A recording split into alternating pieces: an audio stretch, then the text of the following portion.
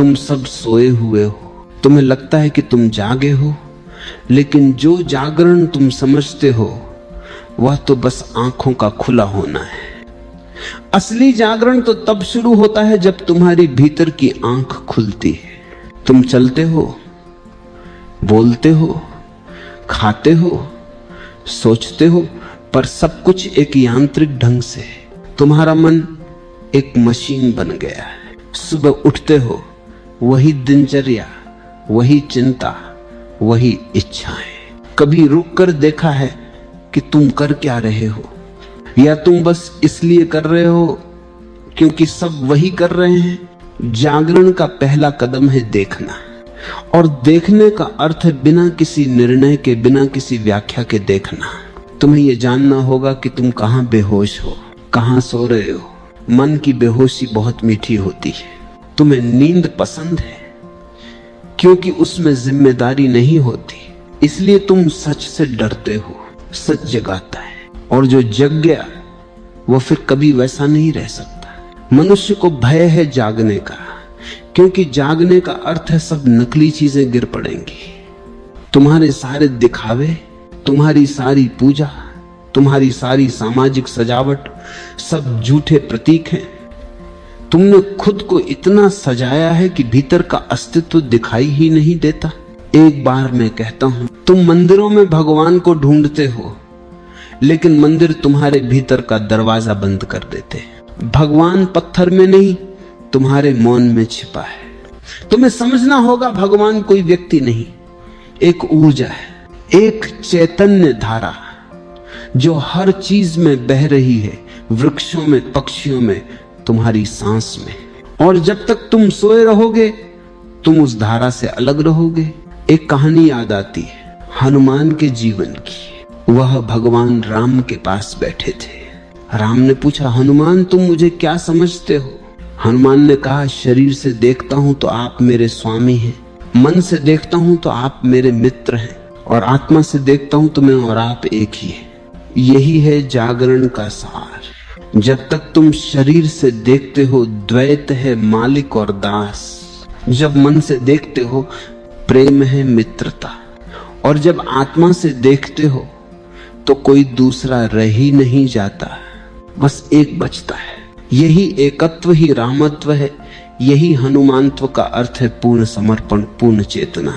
हनुमान अंधभक्ति का प्रतीक नहीं है, जैसा तुमने सुना है, वह तो पूर्ण जागे हुए मनुष्य का प्रतीक है, जो जानता है कि मैं का अस्तित्व ही नहीं है। मैं जब मिटता है तभी राम प्रकट होता है। तुम भी अपने भीतर वह हनुमान हो, पर तुमने अपनी पूंछ संसार की इच्छाओं में बांध दी है। तुम्हारी अग्नि कामना की अग्नि बन गई है, चेतना की नहीं। तुम्हारी शक्ति सेवा की नहीं, स्वार्थ की बन गई है। हनुमान की असली शक्ति इस बात में थी कि वह स्वयं को भूल गए थे। जो खुद को भूल जाए वही संपूर्ण होता है, वही मुक्त होता है। क्योंकि जब तक तुम मैं को पकड़े हो तुम बांध में हो। तुम सोचते हो कि हनुमान ने पहाड़ उठाया नहीं, उन्होंने मन उठाया था। वह पर्वत था अहंकार का, जो प्रेम से, भक्ति से, जागरण से उठाया गया। तुम भी उसे उठा सकते हो, पर तुम्हारा मन अब भी सोया हुआ है। तुम शक्ति को बाहर ढूंढते हो, भीतर नहीं, इसलिए तुम कमजोर महसूस करते हो। जागो, तुम्हारी हर सांस में वह ऊर्जा बह रही है जो हनुमान को चलाती थी। वही चेतना, वही अग्नि। पर जब तक तुम नींद में हो तुम उस अग्नि को पहचान नहीं पाओगे। तुमने ध्यान दिया होगा, जब कोई गुस्से में होता है तब वह ऊर्जा फूट पड़ती है। वह शक्ति है, पर अंधी शक्ति। वह हनुमान की शक्ति नहीं, अहंकार की शक्ति है। हनुमान का बल मौन से आता है, आक्रोश से नहीं। क्योंकि जब मन मौन होता है तब परमात्मा भीतर से बोलता है। तुम कहते हो मुझे हनुमान की शक्ति चाहिए, मैं कहता हूं पहले मौन में उतर जाओ, क्योंकि शक्ति मौन से जन्म लेती है, शोर से नहीं। एक बार तुम सच में मौन हो जाओ तो तुम देखोगे भीतर कुछ जल उठा है, एक स्थिर ज्वाला जो कभी बुझती नहीं। वही चेतना है, वही राम है। वही हनुमान का असली अर्थ है। तुम्हारा मन अंधकार से भरा है, विचारों, इच्छाओं, भय से, लेकिन वह अंधकार वास्तविक नहीं, बस प्रकाश की अनुपस्थिति है। जैसे ही तुम भीतर देखना शुरू करते हो, प्रकाश फैलने लगता है और उस प्रकाश में तुम देखोगे तुम वही हो जिसे तुम खोज रहे थे। तुम्हें बाहर कोई भगवान नहीं मिलेगा, क्योंकि बाहर जो कुछ है वो तुम्हारा ही प्रतिबिंब है। तुम डरते हो तो बाहर डर दिखाई देता है, तुम प्रेम से भरे हो तो दुनिया भी प्रेम में लगती है। यही कारण है कि हनुमान जब राम को देखते हैं तो उन्हें केवल प्रेम दिखाई देता है, क्योंकि उनके भीतर प्रेम ही था। उनकी आंखों में राम थे, इसलिए हर ओर राम थे। तुम भी ऐसा कर सकते हो, बस देखने का तरीका बदलना होगा। अभी तुम बाहरी आंखों से देखते हो और सब अलग दिखाई देता है। जब भीतर की आंख खुलती है तो सब एक हो जाता है। यह जागरण का रहस्य है और यही इस जीवन का उद्देश्य। तुम्हें कोई नया धर्म नहीं चाहिए, तुम्हें नया दृष्टिकोण चाहिए। जैसे ही दृष्टि बदलती है, संसार बदल जाता है। एक बार ध्यान में बैठकर देखना, जब तुम सांस लेते हो कोई भीतर भीतर सांस ले रहा है। वह तुम नहीं हो, पर तुम उसी के साक्षी हो। वही चेतना है, वही हनुमान है, वही जागरण है। हनुमान के हृदय में राम नहीं रहते थे, हनुमान के हृदय में शून्यता रहती थी और उसी शून्यता में राम प्रकट होते थे, क्योंकि जहां मैं नहीं वहां वह होता है। इसलिए मैं कहता हूं, जो मौन को जान गया वही परमात्मा को जान गया। जो प्रेम में डूब गया वही हनुमान बन गया। जो समर्पण में गल गया वही राम हो गया। अब धीरे धीरे भीतर उतर जाओ, अपने भीतर उस ज्वाला को महसूस करो। वह छोटी सी शांत रोशनी वही तुम्हारी आत्मा है, वही जागरण का पहला द्वार है। ध्यान कोई क्रिया नहीं है, ध्यान कोई तकनीक नहीं है, ध्यान कोई साधना नहीं है। ये तो होने की अवस्था है जिसे तुम कर नहीं सकते। वह अपने आप होता है जब तुम कुछ नहीं करते।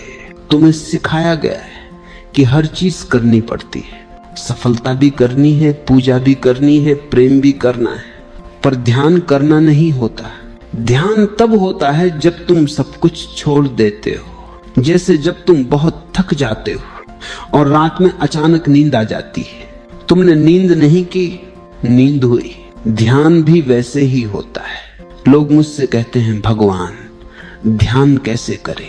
मैं कहता हूं, तुम मत करो, क्योंकि जो करता है वही बाधा है, जो मैं करता है वही शोर है। तुम पहले तो ये देखो कि तुम्हारे भीतर शोर कितना है, विचारों का, इच्छाओं का, योजनाओं का। तुम्हारा मन एक बाजार है, कभी भविष्य की दुकानों में घूमता है, कभी अतीत के कबाड़ में। ध्यान का पहला कदम है, बस बैठ जाओ और उस शोर को देखो।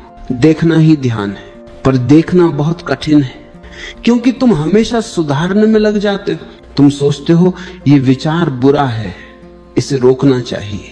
जैसे ही तुम ये कहते हो, तुम फिर से नींद में चले जाते हो। ध्यान का अर्थ है ना स्वीकार करना ना अस्वीकार करना, बस देखना।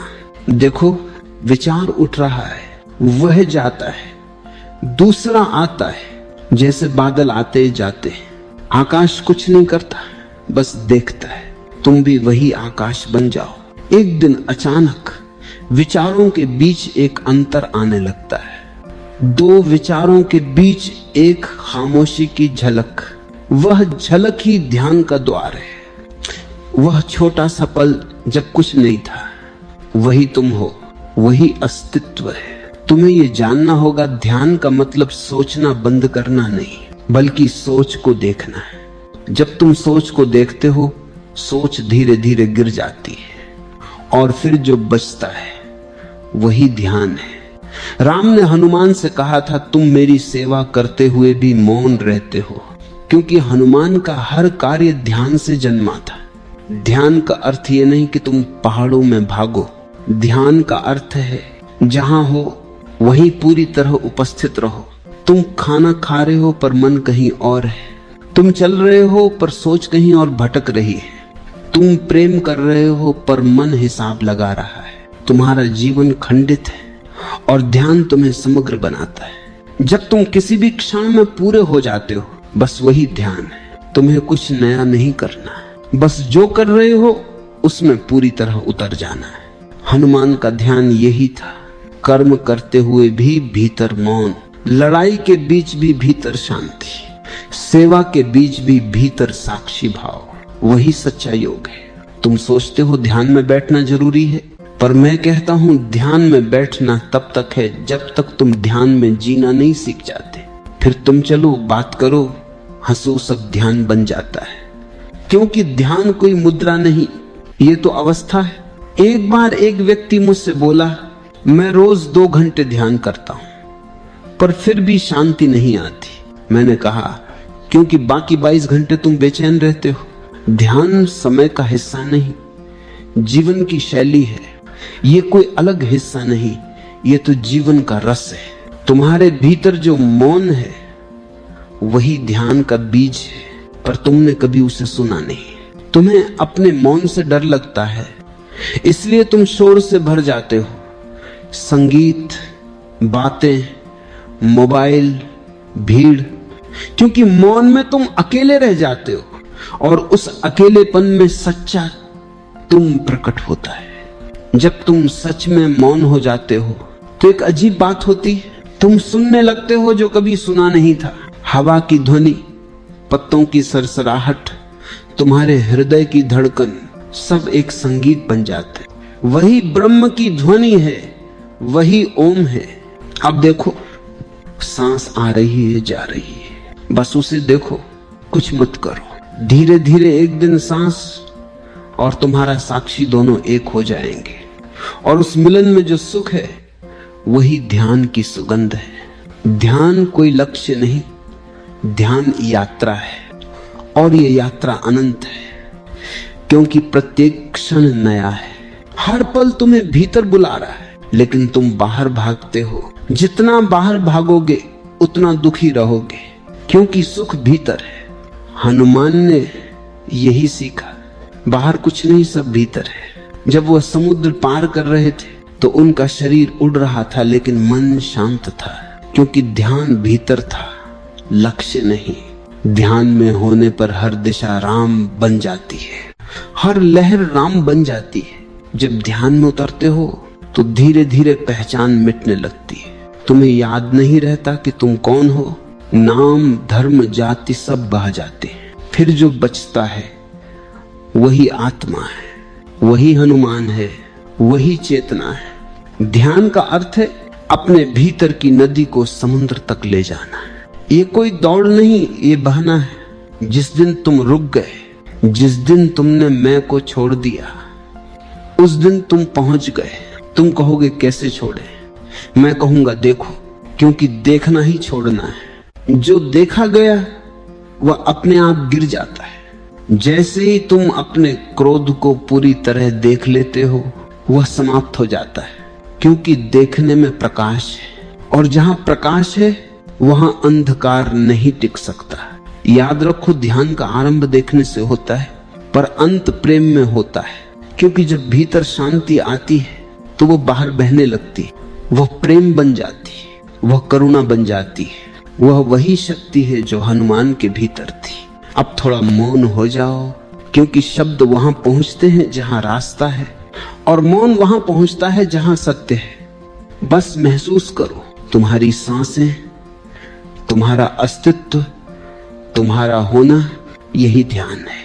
प्रेम कोई भावना नहीं है, प्रेम कोई भावना नहीं बल्कि एक अवस्था है। भावना आती जाती रहती है, सुबह है तो आती है, शाम है तो चली जाती है, पर प्रेम वही रहता है, चाहे दिन हो या रात। भावना बदलती है, प्रेम कभी नहीं बदलता। लोग कहते हैं मैं प्रेम में हूं, पर मैं कहता हूं जो प्रेम में है वह अभी प्रेम में नहीं है, क्योंकि जो प्रेम में है वह दो है, और जहां दो हैं वहां प्रेम नहीं, लेन देन है। प्रेम तो तब होता है जब दो मिट जाते हैं, सिर्फ एकता रह जाती है, वही प्रेम है। हनुमान का प्रेम ऐसा ही था, वह राम से प्रेम नहीं करते थे, वह स्वयं राम बन गए थे। उनका प्रेम इतना गहरा था कि प्रेम करने वाला ही नहीं बचा। जहां प्रेम करने वाला नहीं होता वहीं प्रेम प्रकट होता है। तुम्हारा प्रेम अभी व्यापार है। तुम प्रेम करते हो शर्तों पर, आशाओं पर। तुम्हारा प्रेम कहता है मैं तुमसे प्रेम करता हूं, इसलिए तुम भी मुझसे करो। ये प्रेम नहीं, ये सौदा है। सच्चा प्रेम कहता मैं प्रेम करता हूं क्योंकि मैं प्रेम हूं। चाहे तुम स्वीकार करो या ठुकराओ, प्रेम अपना होना नहीं छोड़ता। हनुमान का प्रेम यही था। राम चाहे उन्हें गले लगाएं या न लगाएं, हनुमान की भक्ति वही रहती है, क्योंकि उनका प्रेम दूसरे के अस्तित्व पर निर्भर नहीं था। वह प्रेम भीतर की पूर्णता से उत्पन्न था। एक बार किसी ने हनुमान से पूछा, राम तो भगवान है, तुम उनसे क्यों इतने जुड़े हो? हनुमान मुस्कुराए और बोले, राम भगवान है पर मैं प्रेम हूं। भगवान के बिना संसार चल सकता है, प्रेम के बिना नहीं। जब प्रेम तुम्हारे भीतर जन्म लेता है तो वह धर्म बन जाता है। फिर तुम किसी से प्रेम नहीं करते, तुम बस प्रेम में हो जाते हो। जैसे फूल खुशबू नहीं फैलाता, वह बस खुशबू है। तुम्हारा प्रेम भी ऐसा ही होना चाहिए, लेकिन तुम्हारे प्रेम में स्वामित्व है, डर है। तुम कहते हो ये मेरा है। यही तो जहर है जो किसी को पकड़ता है, उसने प्रेम को खो दिया। जो छोड़ देता है वही प्रेम को पा लेता है। इसलिए मैंने कहा, प्रेम की शुरुआत स्वतंत्रता से होती है और अंत समर्पण में। पर यह समर्पण भी हार नहीं बल्कि विलय। जैसे नदी समंदर में समर्पित होती है, वह खोती नहीं, वह विस्तार पाती है। हनुमान जब कहते हैं मैं आपका दास हूं, तो वह कोई नीचा दर्जा नहीं है, वह तो अहंकार का विसर्जन है। क्योंकि जो खुद को शून्य कर देता है उसी में परमात्मा भर जाता है। राम और हनुमान में भेद नहीं था। राम साक्षात चेतना थे, हनुमान उस चेतना की धड़कन। तुम भी वही प्रेम पा सकते हो, पर पहले तुम्हें अपने प्रेम के नकली रूपों को पहचानना होगा। तुम्हारा प्रेम चाहत है, तुम्हारा प्रेम स्वामित्व है, तुम्हारा प्रेम निर्भरता है। और जब निर्भरता है तो प्रेम कहां? वह तो भय है जो प्रेम का मुखौटा ओढ़े हुए है। सच्चा प्रेम तब जन्म लेता है जब ध्यान ने तुम्हें भीतर से खाली कर दिया हो। ध्यान का पहला फल शांति है और दूसरा फल प्रेम। शांति के बिना प्रेम विष बन जाता है और प्रेम के बिना शांति सूखी हो जाती है। इसलिए हनुमान ध्यान में थे पर भीतर प्रेम का ज्वालामुखी था। तुम सोचते हो कि प्रेम केवल कोमलता है, पर प्रेम आग भी है। वह तुम्हें जलाता है, तुम्हें बदलता है। तुम्हारा अहंकार उसमें राख हो जाता है और उस राख से जो उठता है वह है प्रेम की राख से जन्मा नया तुम। राम के बिना हनुमान अधूरे हैं, हनुमान के बिना राम निश्चल है। ये दो नहीं है, ये एक ही प्रेम की दो दिशाएं हैं, जैसे सूर्य और उसकी किरणें। तुम्हें यह समझना होगा, प्रेम का अर्थ है स्वयं को भुला देना। पर ध्यान रहे, ये भूलना अवचेतन नहीं, यह भूलना पूर्ण चेतना से होता है। हनुमान का प्रेम अंधा नहीं था, वह पूरी जागृति से उत्पन्न हुआ था। अंधा प्रेम तुम्हें बांधता है, जागृत प्रेम तुम्हें मुक्त करता है। अंधे प्रेम में तुम दूसरे को पकड़ते हो, जागृत प्रेम में तुम उसे उड़ने देते हो, और जो उड़ने देता है वही सच्चा प्रेमी है। इसलिए जब राम ने कहा हनुमान मुझे कुछ दो, तो उन्होंने कहा प्रभु मेरे पास कुछ नहीं, बस आप ही हैं। क्योंकि प्रेम में देने को कुछ नहीं होता, प्रेम में तुम ही दान बन जाते हो।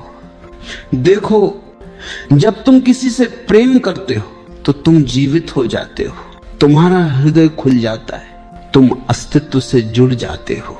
प्रेम ही वह पुल है जो तुम्हें मन से आत्मा तक ले जाता है। ध्यान अकेलेपन का द्वार खोलता है, प्रेम उस अकेलेपन को उत्सव में बदल देता है। जब ध्यान तुम्हें मौन देता है, प्रेम उसे संगीत बना देता है। जब ध्यान तुम्हें भीतर ले जाता है, प्रेम तुम्हें बाहर बहा देता है। ये दोनों, ध्यान और प्रेम, एक ही वृक्ष के दो फूल हैं। हनुमान का प्रेम कोई भावना नहीं, वह एक दर्शन है कि जब तक तुम प्रेम में नहीं डूबे तुम चेतना को नहीं समझ सकते, क्योंकि प्रेम ही चेतना का स्वरूप है। जहां प्रेम है वहां भगवान अपने आप आ जाता है। अब बस थोड़ी देर रुक जाओ, आंखें बंद करो और अपने भीतर देखो। किसी का चेहरा दिखे तो मुस्कुरा दो, क्योंकि वही प्रेम है बिना स्वामित्व के। प्रेम कोई साधना नहीं, प्रेम तो सहज है। तुम्हें उसे लाना नहीं, बस बाधाएं हटानी है और वह तुम्हारे भीतर से फूट पड़ेगा। जैसे मौन में संगीत। याद रखो, जो प्रेम करता है वो भक्त नहीं, जो प्रेम हो जाता है वही भगवान के सबसे करीब है। और हनुमान वही है जो प्रेम बन गए। अब धीरे से मौन में उतर जाओ, क्योंकि अब शब्द कम पड़ते हैं। जहां प्रेम है वहां भाषा नहीं होती, वहां सिर्फ स्पंदन होता है। मौन ये शब्द नहीं है, ये अनुभव है। मौन का अर्थ ये नहीं कि तुम चुप हो गए, मौन का अर्थ ये नहीं कि तुम बोलना बंद कर दिए। मौन का अर्थ है तुम्हारे भीतर जो बोल रहा था वह रुक गया, तुम्हारे भीतर जो शोर था वह शांत हो गया। लोग सोचते हैं मौन में केवल शांति होती है, पर मैं कहता हूं मौन में तो सबसे बड़ा संगीत छिपा है।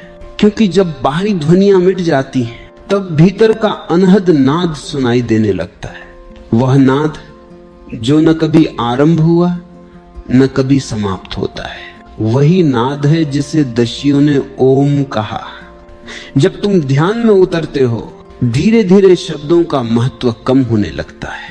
शब्द तुम्हें एक सीमा तक ले जाते हैं, पर उसके बाद वे गिर पड़ते हैं, क्योंकि सत्य को शब्द नहीं बांध सकते। शब्द केवल इशारा है, मंजिल नहीं। राम, कृष्ण, बुद्ध, महावीर, हनुमान, ये सब इशारे हैं, पर लोग इशारे में अटक गए, मंजिल भूल गए। हनुमान का अर्थ नहीं है एक पात्र, वह तो मौन की जीवित प्रतिमा है। वह तब मौन हुए जब उनके भीतर से मैं मिट गया। राम ने कहा था, हनुमान तुम मेरे सबसे निकट हो, क्योंकि निकटता शब्दों से नहीं बनती, निकटता मौन से बनती है। जब दो अस्तित्वों के बीच कोई शब्द नहीं बचता तब केवल मौन रहता है, और वही सच्चा संवाद है। तुमने कभी गौर किया है, जब तुम किसी से सच में प्रेम करते हो तो बहुत कुछ बिना बोले ही कह देते हो, कभी आंखों से, कभी स्पर्श से, कभी बस उपस्थिति से। वही मौन की भाषा है, और यही भाषा अस्तित्व की भाषा है। पर मनुष्य ने इस भाषा को भुला दिया है। वह शब्दों में इतना उलझ गया है कि मौन से डरने लगा है। तुम जब चुप होते हो तो भीतर से असहजता होती है, क्योंकि मौन तुम्हारे सारे नकाब उतार देता है। मौन तुम्हें तुम्हारे असली रूप में ले आता है। मौन में तुम्हें दिखता है कि तुम कितने खोखले हो। मौन तुम्हें दिखाता है कि तुम्हारे विचार उधार के हैं, तुम्हारे विश्वास उधार के हैं, तुम्हारा ईश्वर भी उद्धार का है। मौन तुम्हें नंगा कर देता है, विचारों से, पहचान से, धर्म से। इसलिए लोग मौन से भागते हैं। वे शब्दों की भीड़ में खुद को खो देना पसंद करते हैं। वे बात करते हैं, बहस करते हैं, तर्क करते हैं, सिर्फ इसलिए ताकि भीतर की खामोशी उन्हें न पकड़ ले। लेकिन याद रखो, जो मौन से भागा वह खुद से भागा। जो मौन में उतरा उसने खुद को पा लिया। हनुमान मौन में थे, उनकी शक्ति मौन से जन्मी थी, उनकी भक्ति मौन से पोषित थी। जब वे उड़ते थे भीतर कोई शोर नहीं था, वह उड़ान मौन की उड़ान थी। मौन का अर्थ ये नहीं कि तुम निष्क्रिय हो जाते हो, मौन का अर्थ ये नहीं कि तुम पत्थर बन जाते हो। मौन का अर्थ है अब जो कुछ भी होता है वह अहंकार से नहीं, अस्तित्व से होता है। तुम्हारे कर्म में कोई मैं नहीं बचता, तुम्हारा चलना भी ध्यान हो जाता है, तुम्हारा बोलना भी प्रार्थना हो जाती है। एक बार एक साधक ने मुझसे पूछा, मौन कैसे प्राप्त हो? मैंने कहा, मौन प्राप्त नहीं किया जा सकता, क्योंकि तुम मौन हो। तुम्हें बस वह देखना है जो मौन नहीं है। जब तुम विचारों को देखते हो तो धीरे धीरे देखने वाला ही बचता है और देखने वाला ही मौन है। तुम सोचते हो मौन बाहर मिलेगा, पहाड़ों में, जंगलों में, पर पहाड़ों का मौन केवल तब तक मौन है जब तक मन मौन नहीं हुआ। क्योंकि अगर मन शोर करता है तो हिमालय भी बाजार बन जाता है, और अगर मन शांत हो जाए तो बाजार भी हिमालय बन जाता है। मौन बाहर नहीं है, मौन तुम्हारे भीतर है। वह हमेशा था, बस तुमने उसे सुना नहीं। वह तुम्हारी हर सांस में है, हर धड़कन में है, पर तुम हमेशा सुनते रहे शब्दों को और मौन की आवाज खो गई। अब रुक जाओ, सांसों की ध्वनि सुनो। बीच बीच में जो अंतर है वही मौन है। उसके बीच कुछ नहीं है, न विचार, न इच्छा, न भय, बस शुद्ध उपस्थिति। वही तुम हो। तुम कहते हो भगवान कहाँ है? मैं कहता हूं जहां तुम मौन हो वहां भगवान है। भगवान शब्द में नहीं है, वह शब्दों के बीच की खामोशी में है। वह प्रार्थना के बोलों में नहीं, प्रार्थना के रुकने के बाद की शांति में है। हनुमान का मौन वही था, कर्म करते हुए भी भीतर का मौन, युद्ध में भी शांति, शांति में भी प्रेम। यही है ध्यान का परम रूप, यही है भक्ति का सार। जहां मौन है वही चेतना है, जहां चेतना है वही प्रेम है, जहां प्रेम है वही भगवान है। अब थोड़ी देर अपनी आंखें बंद करो और महसूस करो कि शब्द गिरते जा रहे हैं। अब कोई विचार नहीं, कोई नाम नहीं, कोई आकृति नहीं, बस एक निस्सीम शांति। वह मौन जो तुम्हें घेर रहा है, यही तुम्हारा असली घर है। अहंकार, ये शब्द बड़ा छोटा है, पर यह मनुष्य के पूरे अंधकार का नाम है। अहंकार कोई गलती नहीं, ये एक नींद है। तुम सोचते हो मैं हूं, और यहीं से सपना शुरू होता है। जैसे ही तुम मैं कहते हो, तुमने खुद को बाकी से अलग कर लिया। फिर शुरू होती है जद्दोजहद। मैं बड़ा बनूं, मैं सुंदर बनूं, मैं श्रेष्ठ बनूं। लेकिन ये सब उसी नींद का खेल है, क्योंकि मैं जितना मजबूत होता है उतनी ही गहरी तुम्हारी बेहोशी होती जाती है। तुम्हारा अहंकार बहुत चालाक है। वह पूजा में भी छिप सकता है, वह विनम्रता में भी बैठ सकता है। तुम कहोगे मैं तो बहुत दीन हूं, पर देखो वहां भी मैं है। मैं विनम्र हूं, यह भी अहंकार का रूप है। अहंकार रूप बदलता है पर मरता नहीं। वह भक्त भी बन सकता है, नेता भी, संत भी। हनुमान की महानता ये नहीं कि वह शक्तिशाली थे, बल्कि यह कि उन्होंने खुद को भूल दिया था। उन्होंने कभी ये नहीं कहा मैंने पुल बनाया, उन्होंने कभी ये नहीं कहा मैंने पर्वत उठाया। उन्होंने कहा प्रभु मैं तो आपका यंत्र हूं, आप ही मुझसे करवाते हैं। जो ये जान ले कि मैं कुछ नहीं कर रहा, वह मुक्त हो जाता है, क्योंकि करने वाला ही दुखी होता है। कर्म अपने आप होते हैं, जैसे वृक्ष खिलते हैं, जैसे नदी बहती है। वह नहीं सोचती कि मैं बह रही हूं, वह बस बहती है। यही है असली मैं, जो कुछ नहीं करता, बस होता है, जो देखता है, जो साक्षी है, जो न बड़ा है, न छोटा, न अच्छा, न बुरा। वह बस साक्षी है। पर यह साक्षी तब प्रकट होती है जब नकली मैं गल जाता है। अहंकार आग में जलना पड़ता है। वह आग है जागरण की। जब ध्यान गहराता है तो सबसे पहले अहंकार असहज होता है, क्योंकि उसे लगता है कि उसका अंत आ गया। वह तुम्हें भ्रम देगा, देखो अब तुम बहुत आध्यात्मिक हो गए। यह भी उसका ही जाल है। कभी सोचना, जब कोई कहे मैं विनम्र हूं, तो वो कितना बड़ा भ्रम है, क्योंकि विनम्रता में मैं नहीं होता। जैसे फूल खुद नहीं कहता कि मैं सुगंधित हूं, वह बस महकता है। विनम्रता तब आती है जब मैं चला गया। हनुमान जब कहते हैं राम कार्य करवा रहे, तो वह कोई वाक्य नहीं, वह अनुभव है। जो उस अनुभव तक पहुंचा, उसने खुद को छोड़ दिया। तुम भी वही कर सकते हो, पर पहले तुम्हें देखना होगा कि तुम्हारे जीवन में मैं कहां कहां छिपा है।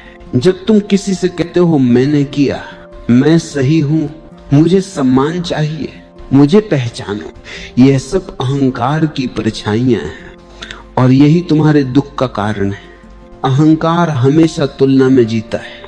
वह कहता है मैं उससे बेहतर हूं, पर जब तुम तुलना करते हो तो तुम अपने भीतर की शांति खो देते हो, क्योंकि तुलना में हमेशा असंतोष है। कभी कोई पूर्ण नहीं हो सकता जब तक तुलना है। पर जो अहंकार से मुक्त है वह हर स्थिति में पूर्ण है, क्योंकि वह जानता है कि मैं कुछ नहीं, अस्तित्व ही सब कुछ है।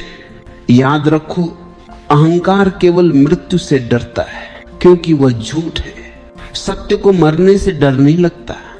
सत्य जानता है कि मरने के बाद भी वही रहेगा। इसलिए जो अहंकार छोड़ देता है वह अमर हो जाता है। हनुमान ने जब अपना सीना फाड़ा तो उसमें राम दिखे।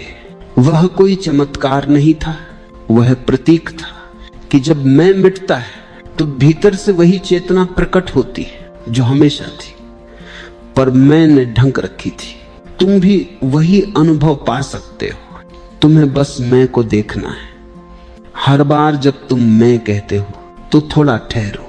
कौन है ये मैं? ये शरीर नहीं, ये मन नहीं, ये भावनाएं नहीं, फिर ये मैं कहाँ है? धीरे धीरे जब तुम देखते जाओगे तो ये मैं घुलने लगेगा, और जहां मैं नहीं रहेगा वहीं सच्चा मैं जन्म लेगा। वह जो नाम रहित है, रूप रहित है, जो सदा से था सदा रहेगा, वही सच्चा मैं है जो हनुमान के भीतर राम के रूप में था। वही चेतना तुम्हारे भीतर भी सोई है, बस तुमने उस पर विचारों की चादर ओढ़ा दी है।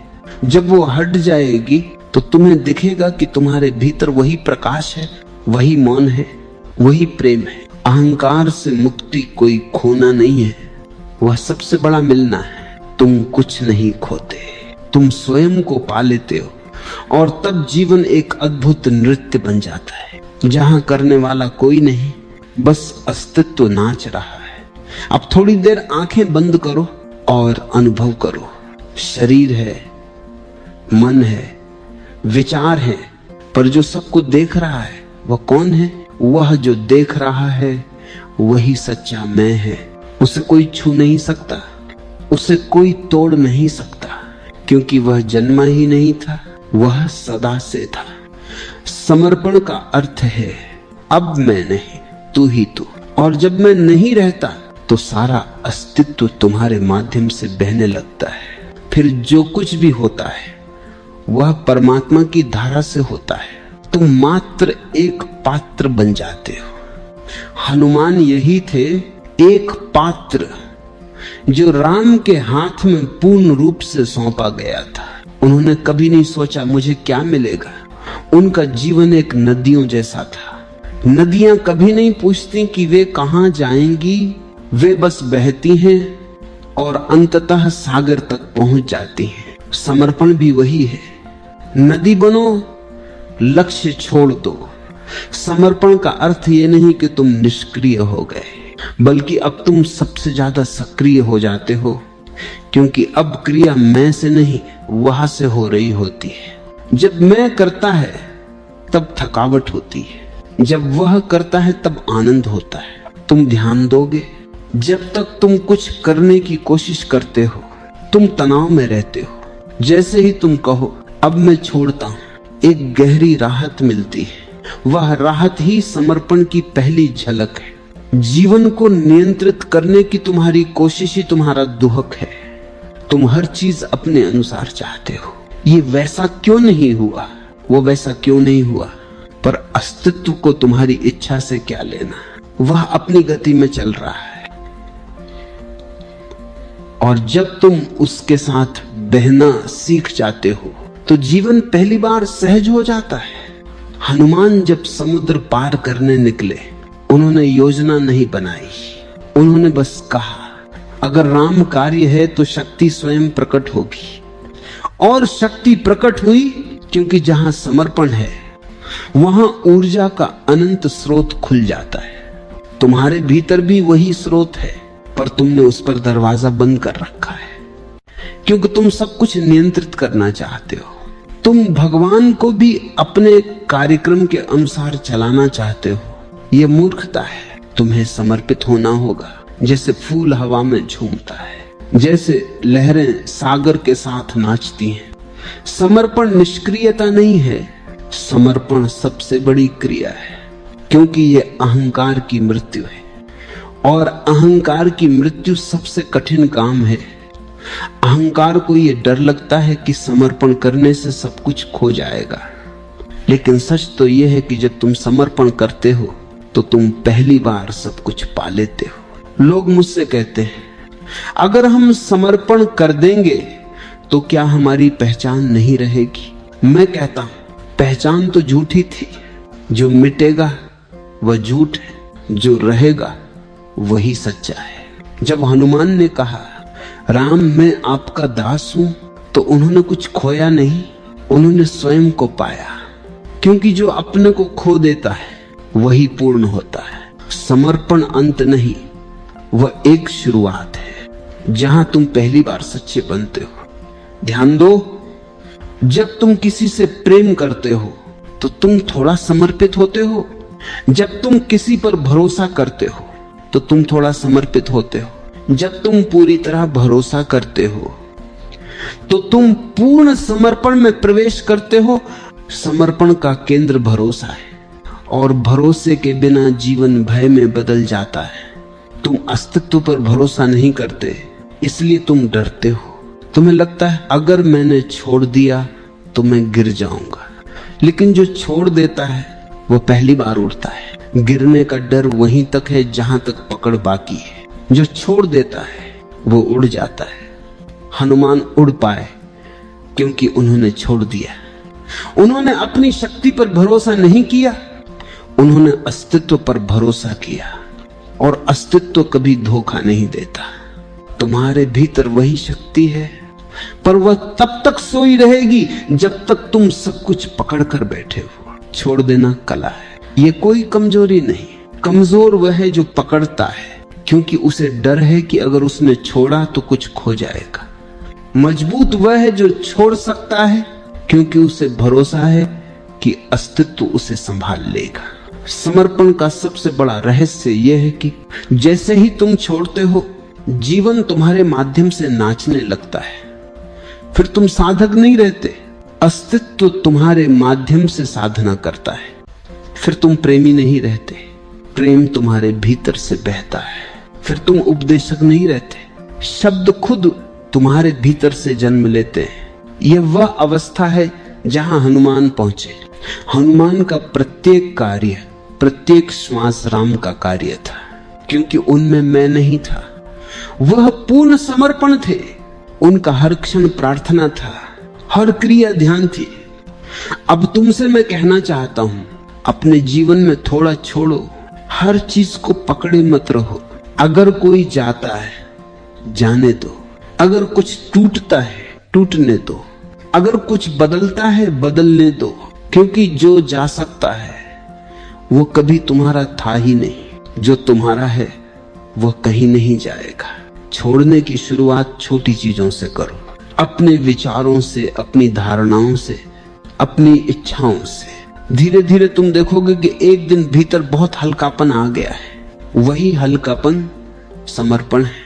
जो समर्पण करता है वह भारहीन हो जाता है। फिर वह हवा में उड़ सकता है, फिर वह जीवन में नाच सकता है, क्योंकि उसके पास कोई बोझ नहीं बचा। अब बस कुछ पल मौन में बैठो और महसूस करो, क्या तुम सब कुछ छोड़ सकते हो? सिर्फ अभी के लिए, सिर्फ इस क्षण के लिए, बस मैं को जाने दो। और देखो, एक गहरी शांति उतरने लगती है। वही शांति समर्पण का उपहार है। आनंद कोई पुरस्कार नहीं है, ये किसी प्रयास का परिणाम नहीं, ये तो तुम्हारे भीतर पहले से है। तुम्हारे अस्तित्व का स्वभाव। तुम्हें इसे कमाना नहीं, सिर्फ पहचानना है। पर तुमने इस आनंद को खो दिया है, क्योंकि तुमने उसे बाहर खोजा, कभी रिश्तों में, कभी पैसों में, कभी पूजा में। पर जितना बाहर ढूंढते गए, उतना भीतर का खजाना छूटता गया। जो बाहर आनंद ढूंढता है वो कभी नहीं पा सकता, क्योंकि बाहर जो कुछ भी है वह अस्थायी है। जो आज है कल नहीं रहेगा। आनंद स्थायी चीज है, वह तुम्हारी आत्मा की सुगंध है। हनुमान जब राम के चरणों में झुके, उनके चेहरे पर जो दीप्ति थी वह आनंद की दीप्ति थी। वह कोई भक्त नहीं थे जो दुखी होकर झुक गया हो, वह तो आनंद से झुक गए थे। उन्होंने राम में अपने आप को पहचाना, और जब मैं मिट गया तो केवल आनंद बचा। देखो, तुम्हारा चेहरा तब सबसे सुंदर होता है जब तुम आनंद में होते हो, क्योंकि तब तुम नकली नहीं होते, तुम सच्चे हो, सहज हो। तुम्हारा चेहरा, तुम्हारी आंखें, तुम्हारा शरीर सब नाचने लगते हैं। ये वही आनंद है जिसे ओशो कहते हैं जीवन का परम उत्सव। आनंद का अर्थ है जीवन को स्वीकार कर लेना जैसा वह है, ना कुछ जोड़ना ना कुछ घटाना, बस जो है उसमें पूरी तरह जीना। फिर सुख दुख दोनों समान हो जाते, क्योंकि तुम किसी का विरोध नहीं करते, तुम सिर्फ साक्षी हो, और साक्षी हमेशा आनंदमय होता है। जब कोई दुखी होता है तो वो प्रतिरोध में होता है, वो कहता है ये नहीं होना चाहिए, पर अस्तित्व से कौन झगड़ सकता है। जैसे ही तुम कहना छोड़ दो यह गलत है, अचानक एक गहरी शांति उतरती है, और उस शांति से आनंद फूटता है। आनंद शोर नहीं करता, वह किसी उत्सव की तरह दिखता नहीं, वह भीतर की एक सूक्ष्म मुस्कान है जो हर क्षण तुम्हारे साथ रहती है। चाहे तुम खाओ, सो, काम करो, वह पृष्ठभूमि में बहती रहती है। तुम्हें यह जानना होगा, आनंद पाने की कोशिश ही आनंद को दूर कर देती है, क्योंकि कोशिश में तनाव है।